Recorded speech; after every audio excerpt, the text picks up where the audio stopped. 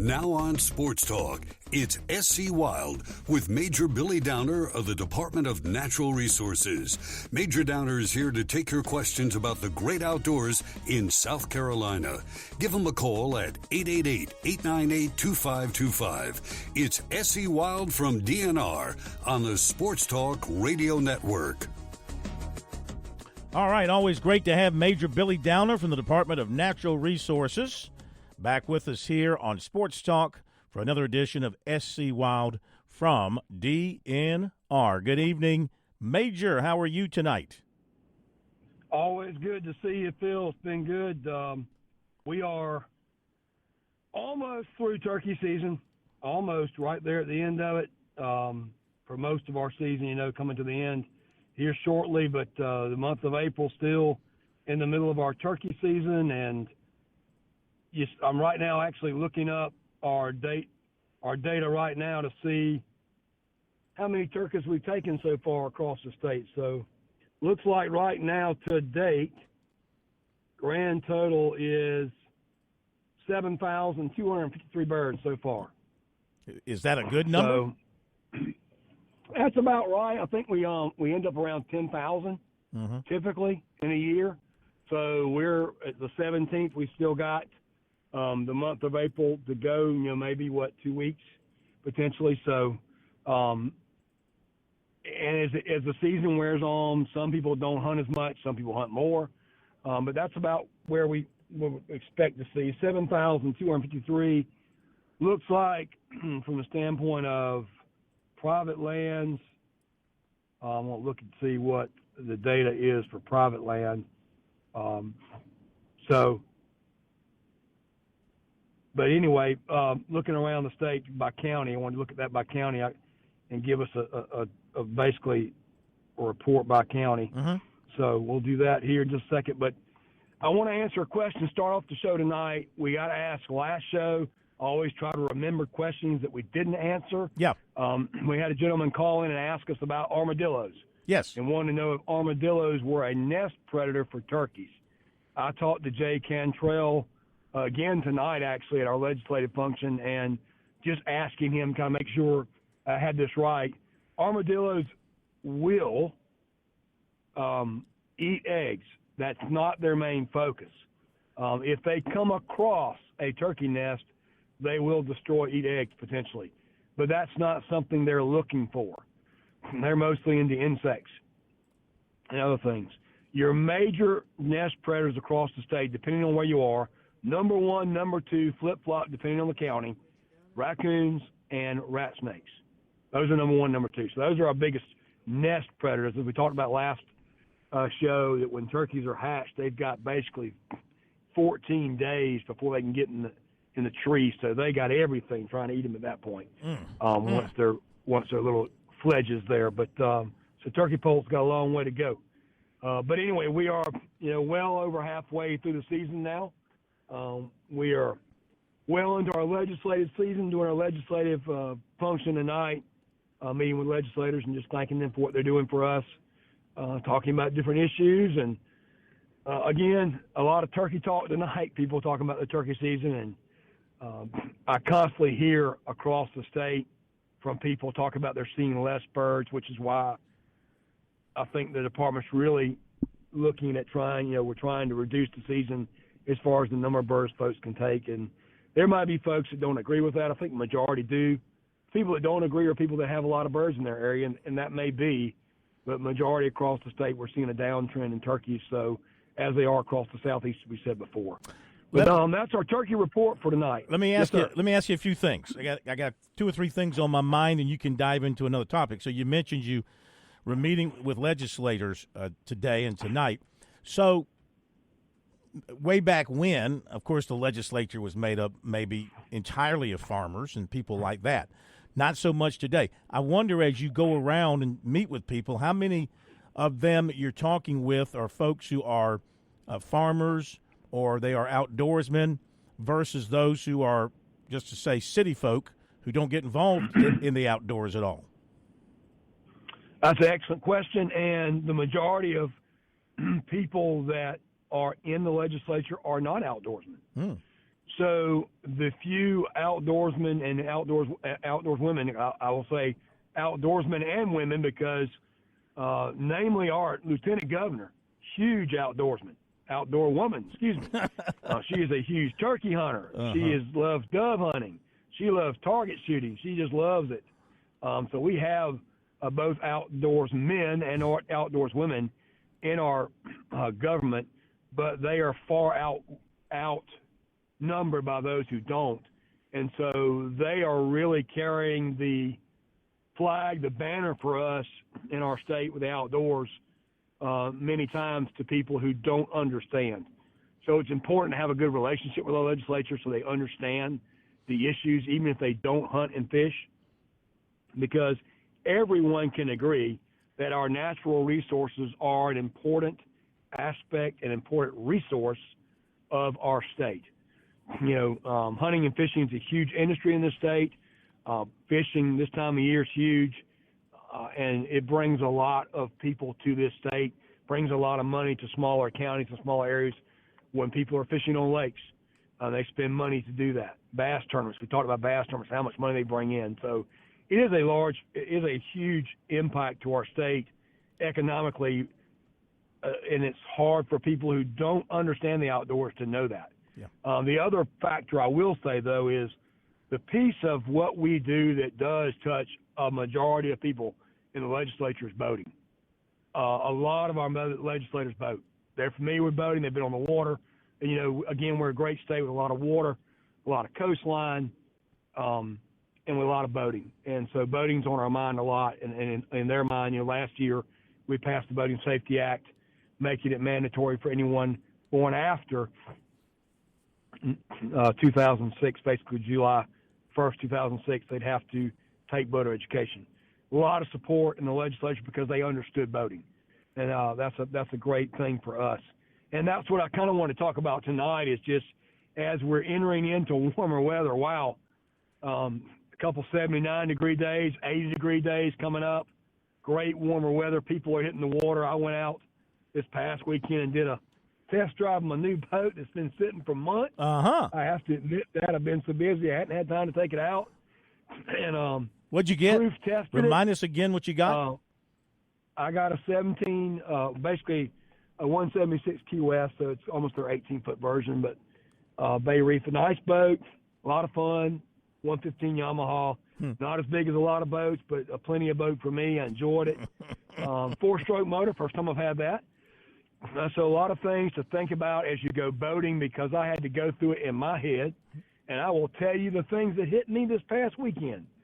Some of the things we don't talk about when we talk about boating is charging your battery because when I took the cover off the boat, one of the switches had been switched on. I did not have a Pergo switch in the boat. I am taking care of that tomorrow. Don't worry. That will be taken care of tomorrow.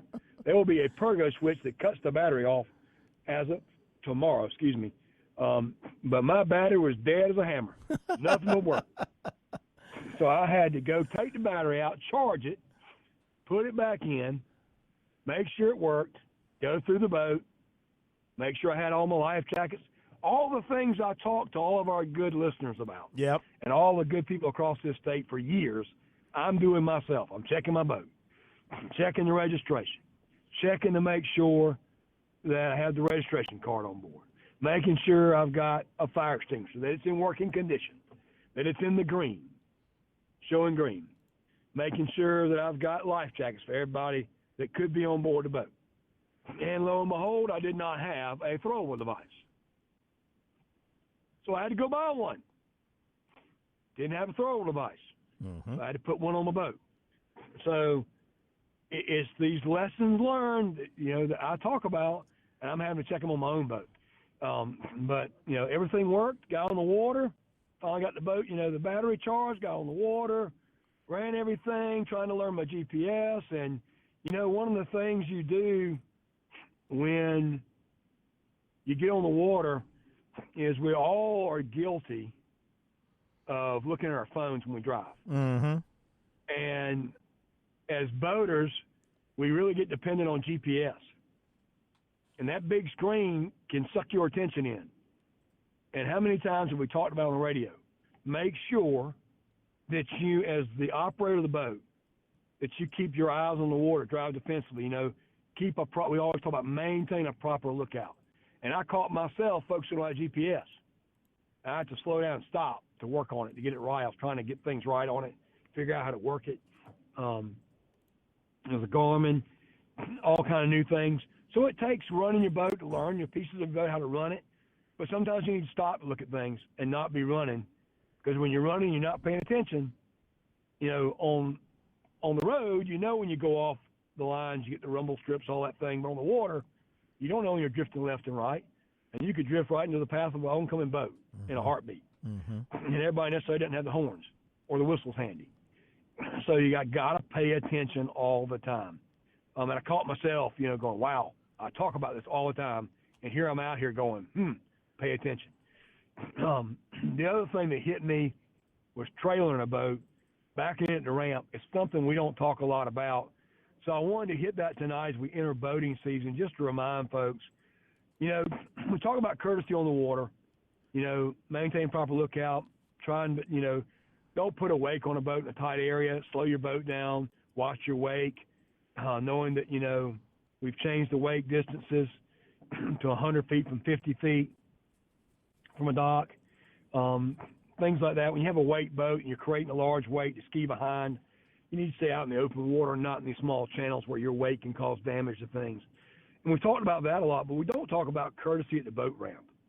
And when you talk about courtesy at the boat ramp, it's pretty simple. You know, everybody doesn't know how to back their boat. Ha! So there's number one. Tell me about it. And people, so many times as officers, particularly at our office at the lake, it was right next to a public landing. And there's nothing more enjoyable than sitting on the back porch and watching people trying to take a boat out or put it in that have no idea what they're doing. It's comical. For that person, it's not comical, and it can be very frustrating. Rule number one, your first experience at a boat ramp needs to be on a day that's not a big boating day. Take time to learn how to back that boat before you go to the ramp and you're backed up with 5, 6 people behind you honking horns and making you nothing but more nervous. Yep. When you get to the ramp, don't get on the ramp and block it and get out and start loading your boat. That's a big no-no. Don't do that. When you get to the landing, it's usually always an area to the side you can pull over, get everybody out, load everything on the boat that you need to, because sometimes pulling down the road, you don't want things to blow out. I get that. Load your boat up, put your coolers on board, whatever you got to do, unstrap your boat from the trailer. Remember to do that, because if you don't and you back in, your boat's going underwater. And I've seen that happen. I've seen people float the trailer before. I've seen videos on it. So just courtesy at the boat ramp.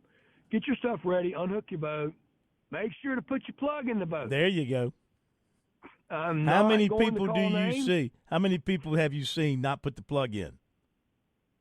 I've done it. I've gotten in a hurry, and you think you've done it, and you back in, you go, wait a minute.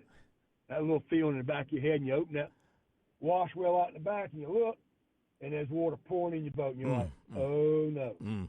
This is not good. You may see another few choice words, and if you're lucky, you're right there at your ramp. You haven't pulled away from the landing. You pull back on your trailer. Yeah. And get it back out of the water. Yeah. But that's what you got a bilge pump for too. But once your boat's in the water, it is hard to put a plug in the bottom. It's just hard to get it in there. So check your plugs before you get in there. Make sure you've plugged up live wells, because some boats have live wells or containers that can be a live well, or they can be a storage area. And if you've put dry stuff in one of those areas and you forgot to put a plug in it and you get in the water, everything you got's wet. So lots of little things to think about besides all the safety equipment we always talk about.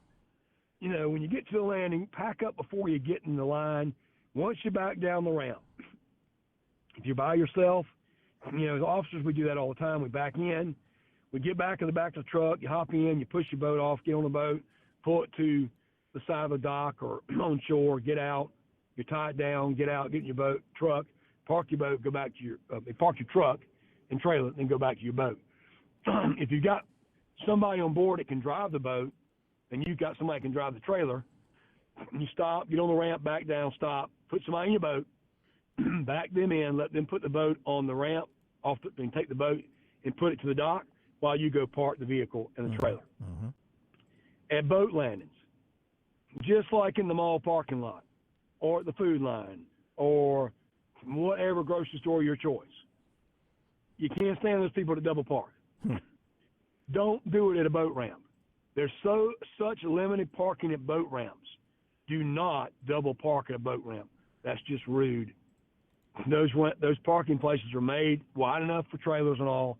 You should park there where others can park in the other spaces. Don't take up two spaces because there's so little parking.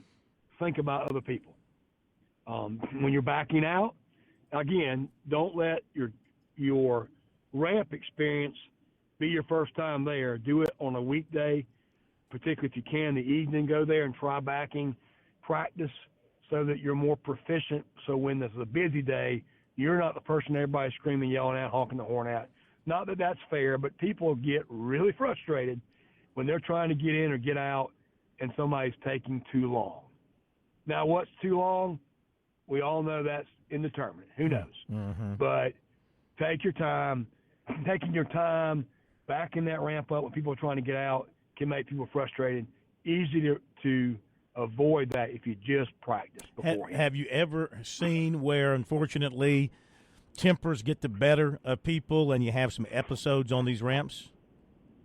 Absolutely. Mm-hmm. Absolutely.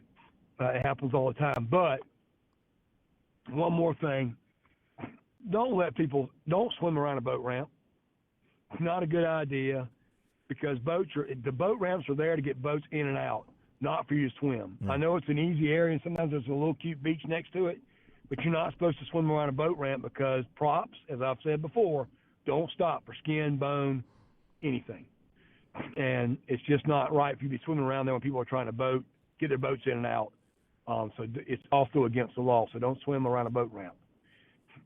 So just a couple rules to follow. But again, when you get to a boat ramp, prepare your boat before you get on the ramp.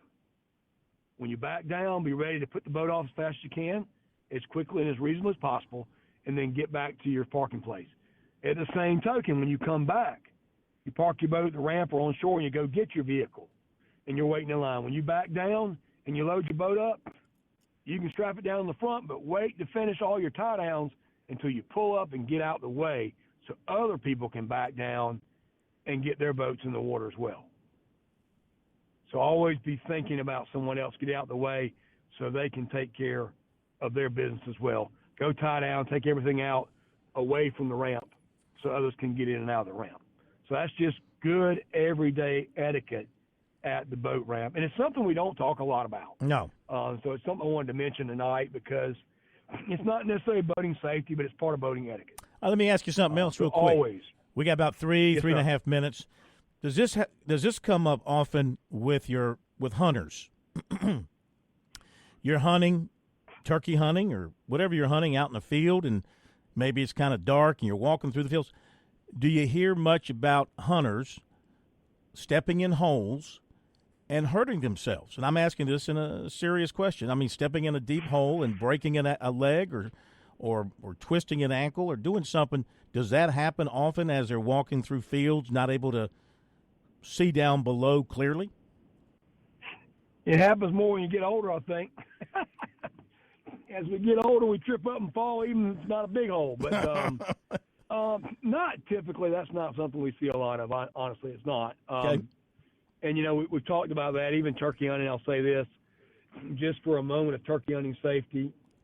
A lot of times guys don't want to take a flashlight in because they don't want the bird to see them, and I get that. And turkey season is not as big a deal as in deer season, but use a flashlight in areas you're not familiar with so you don't fall and hurt yourself. Mm-hmm. I understand if you're getting close to the birds, you're trying to sneak in and sit down. I get that. But as we always talk about, Phil, take time to identify your target this turkey season. For the remaining 2 weeks we got left, identify your target. Know what a turkey looks like. We've had people get shot in the last few years.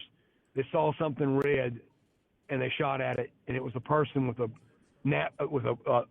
handkerchief, or maybe even a red e-cigarette lighter, e-cigarette. So, take your time, identify the game.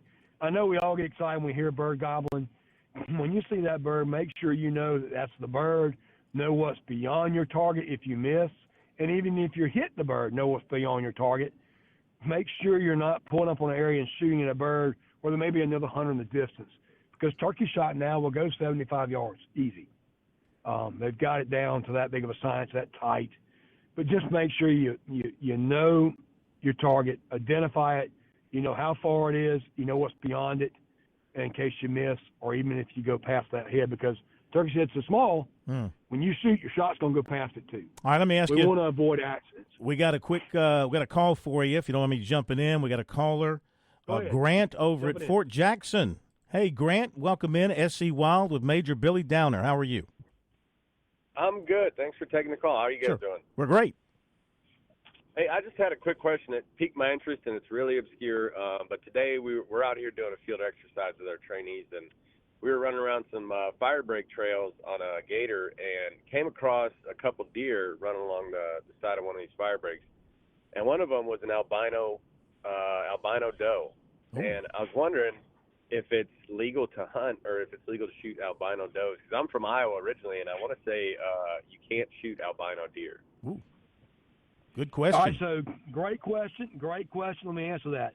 It is not against the law to shoot a deer that, and I'm trying to remember the word for that. It is a oh my gosh. There's a name for it. It's not necessarily, they're not truly albino because the deer probably wasn't all white.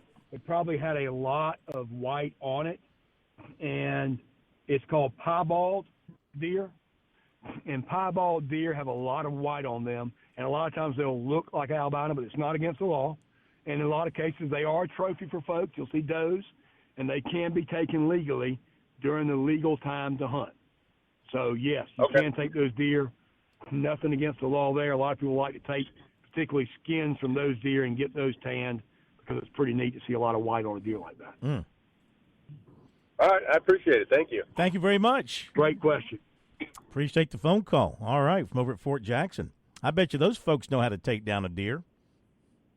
I bet they do. With their rifles and everything else. That's interesting stuff. Final thoughts, Major. We got about a minute for you. So piebald deer, just one more thing on that.